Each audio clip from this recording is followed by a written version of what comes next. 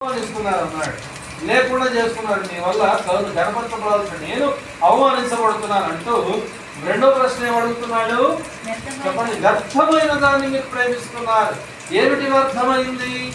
గుట్కా వ్యర్థమైంది, తాగుడు వ్యర్థమైంది, ఏమండి మోసగించడం వ్యర్థమైంది, వ్యభిచారం వ్యర్థమైంది, శరీరాన్ని పాడు చేసే ప్రతీది వ్యర్థమైందే. అందుకే ప్రసంగి గ్రంథం 11వ అధ్యాయం 9వ వచనంలో అంటాడు, నీ దేహమును చెరుపు దాని నీలో నుండి తొలగించుకో. నీ దేహాన్ని పాడు చేసేది ఏదైతే ఉందో దాన్ని తొలగించుకుంటే మంచిది అంటాడు. మనమేమో అది విడిచిపెడతాం కదండి. అందువల్ల మన దేహం పాడవుతూ ఉంటుంది. సిగరెట్ తాగడం ఆరోగ్యానికి హానికరం తెలుసా తెలియదా మనుషులకు?